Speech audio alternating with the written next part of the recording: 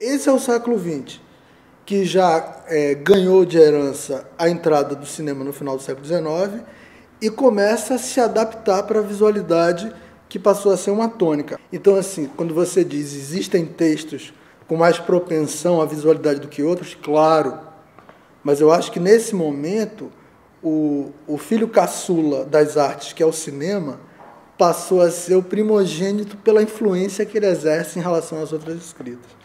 Houve uma inversão curiosa. Escrever para o cinema é ver antes e depois escrever. Invariavelmente, quem escreve para a imagem antevê a cena e depois chega com as palavras. As palavras chegam depois. Alguns anos atrás, eu tive acesso a uma pesquisa que dizia que o brasileiro lia menos do que um livro por ano. Na relação população-leitura, o brasileiro ficava numa média de 0,7, 0,8, não chegava a um livro por ano. E aí, às vezes, o cara era entrevistado assim, qual foi o último livro que o senhor leu? Aí o cara falava assim, ele ficava um tempão pensando, falava assim, Os Três Porquinhos. Era um cara de 42 anos, na infância, com a mãe ali, aos 5 anos, ele leu, tinha uma memória, era uma coisa absurda, era uma distância muito grande. Aí você vai para os números e descobre que a Argentina tem o maior número de leitores disparado da América Latina. E não por acaso, os roteiros são ótimos, mas que coisa, de onde vem isso? Si yo le pongo una cabecita acá, ¿no? Sí. Y le pongo 4 patitas. Le pongo 2 patitas acá, 2 patitas acá y una colita. ¿Usted qué me quedaría? ¿Usted qué ve? Un gato. Se você tem um padrão alto de leitura, você vai ter um alto narrar. Você tem no brasileiro, em potencial, um imaginário explosivo, mas uma dificuldade enorme de organizar a própria imaginação por falta de leitura. É aí que a gente vai entrar com a leitura.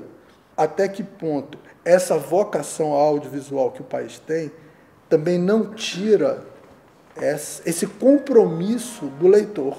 Porque como a recepção audiovisual ela é passiva, ela não é ativa, você senta e aquilo tudo está pronto, você vicia e não tem a atitude. E aí você não forma o leitor. E aí, assim, se a palavra é hábito, se é outra coisa, eu acho que a palavra boa é conquista, porque leitura é uma conquista. Para quem é leitor, depois que você cria o hábito, o bom hábito, você nunca mais deixa de ler. Aquilo faz parte naturalmente de uma curiosidade, de uma extensão no seu dia a dia. Você tem até uma sofreguidão, meu Deus, o dia acabou e eu não li nada, né? A internet também está trazendo uma maneira de forçar a leitura. Me preocupa esse negócio, pô, tá, pá, né? Essas onomatopeias todas que tiram um pouco a força da língua, mas a língua está ali, de alguma maneira, né? E aí, daqui a pouco, o cara se interessa por um site. Durante muito tempo, o que consolidou o drama foi a forma dialógica, o diálogo. Foi a base. E a palavra diálogo em grego quer dizer por meio da palavra. Então, o drama, durante muito tempo, foi refém da palavra.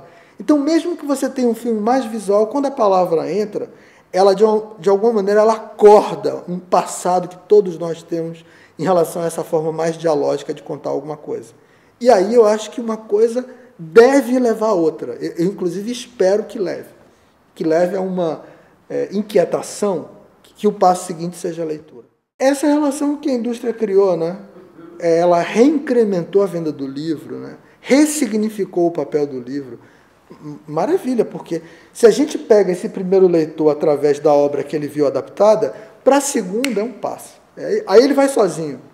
E outra coisa que tinha muito na minha infância, que hoje eu não sei se o incentivo é igual. O quadrinho, ele é determinante. Porque o quadrinho, na primeira infância, quando você está começando a tomar contato, você associar a imagem ao balão falado é o princípio da linguagem audiovisual. Você vai, na verdade, juntar a imagética com a palavra e nunca mais você vai conseguir separar uma coisa da outra. Porque mesmo para aquela imagem que você está vendo, sem diálogo, houve uma escrita antes. O público que não lembra, mas ouve. Então a palavra vem antes. Ela é alicerce para a imagem que você vai ver, entendeu? A radionovela teve um alcance fabuloso no Brasil. Então você educou esse público pelo entretenimento do drama, do conflito, ouvindo a palavra.